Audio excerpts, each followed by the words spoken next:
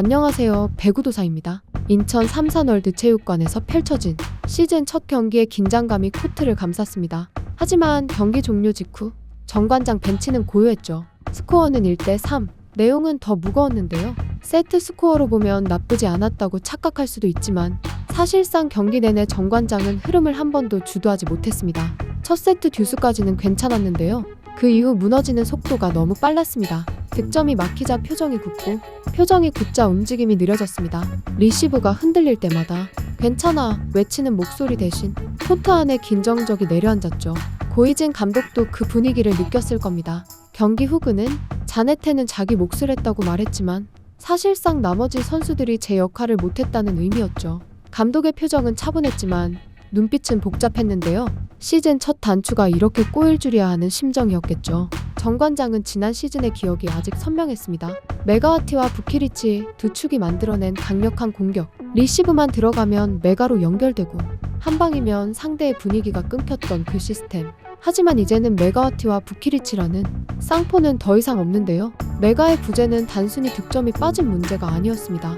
그녀는 팀의 중심이자 에너지의 근원이었죠. 경기가 안 풀릴 때 한 번 더 가자 외치던 목소리, 세터와 아이 컨택만으로 공격을 조율하던 그 감각, 이 모든 게 정관장에서 사라졌습니다. 고이진 감독은 경기를 마친 뒤 이렇게 말했습니다. 첫 경기라서 생각만큼 안 나왔습니다. 시간이 필요할 것 같습니다. 그 말 속엔 솔직함과 두려움이 함께 섞여 있었죠. 정관장은 지금까지 늘 팀워크를 강조해왔습니다. 하지만 메가의 존재감은 팀워크 위에 서 있었지만 이제는 반대로 메가 없는 팀워크를 처음부터 다시 세워야 합니다. 자네테는 공격 성공률 자체로만 보면 괜찮았습니다. 하지만 그건 개인 성적일 뿐 팀이 살아난 건 아니었죠. 그녀가 득점을 올릴 때도 벤치의 표정은 무거웠습니다. 메가가 있을 땐 공격 한 번이 팀의 기세로 이어졌는데 자네테의 득점은 점수판에만 남았습니다.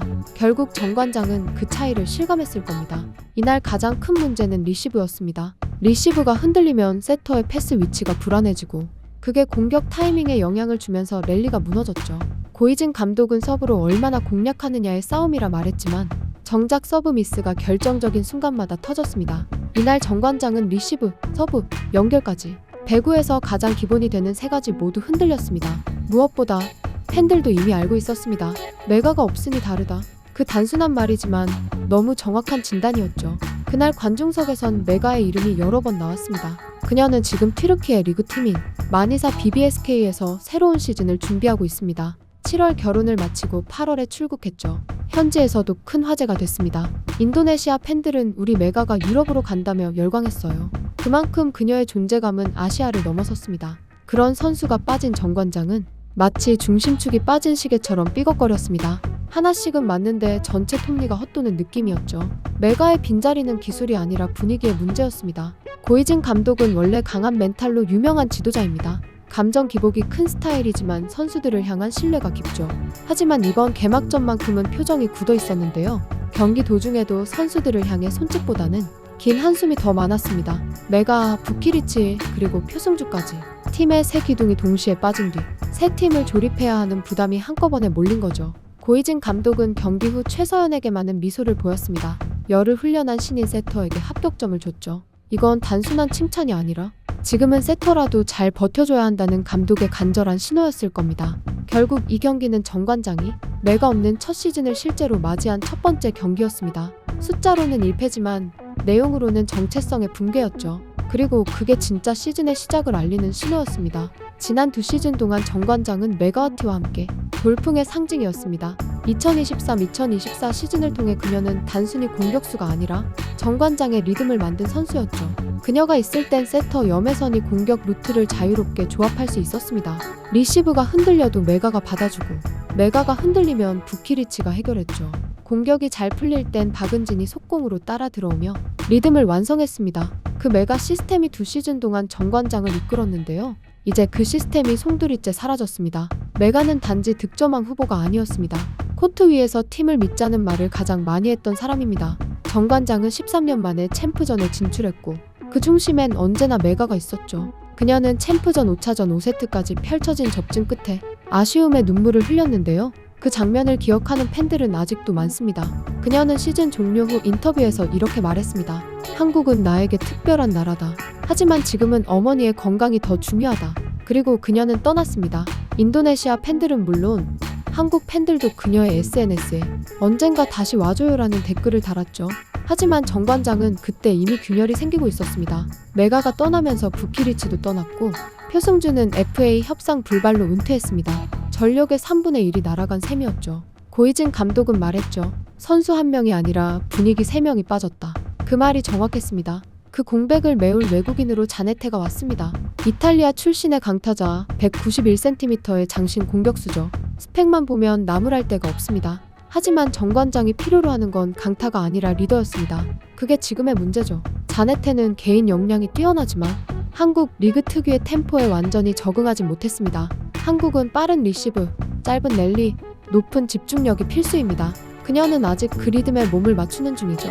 그렇다고 실망할 필요는 없습니다. 첫 경기부터 26득점을 기록했으니까요. 문제는 득점의 질입니다. 득점이 나왔는데 팀의 분위기가 오르지 않았습니다. 그건 감정선이 끊긴 경기의 특징이죠. 여기서 가장 중요한 단어는 감정선입니다. 메가가 있을 때 정 관장은 감정이 살아있는 팀이었어요. 리시브가 흔들리면 서로 손을 잡고 괜찮아들 외쳤고 득점을 하면 벤치가 동시에 일어났습니다. 그 팀워크가 지금은 보이지 않습니다.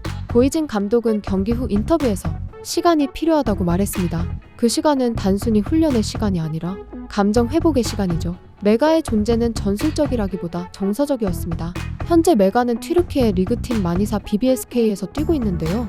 그녀가 입단한 팀은 최근 3부에서 일부로 승격한 쉬는 클럽인데요. 현지 팬들은 메가트론 효과를 기대하고 있습니다. 인도네시아 언론에서는 이제는 유럽 무대에서 아시아를 대표할 시간이라고 썼죠.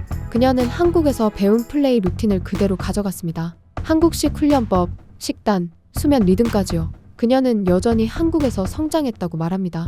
그 말을 들은 정 관장 팬들은 우리의 메가가 떠나도 한국을 잊지 않았구나라며 가슴이 뭉클했다는 반응을 보였습니다. 그만큼 그녀의 존재는 단순한 용병이 아니었죠. 정 관장은 지금 새로운 에이스를 만들기보다 메가 이후에 정 관장을 만들어야 합니다. 자네테는 그 출발선일 뿐입니다. 그녀가 득점만큼 감정선을 회복시키는 날, 정 관장은 다시 강해질 겁니다. 고이진 감독도 그걸 알고 있습니다. 그는 개막전 이후 미팅에서 선수들에게 이렇게 말했다고 합니다. 이제는 누군가의 팀이 아니라 우리의 팀이 돼야 한다. 그 말 한마디에 담긴 무게는 컸죠. 정 관장의 앞으로의 행보에 많은 팬들의 관심이 집중되고 있습니다. 지금까지 배구도사였습니다. 감사합니다.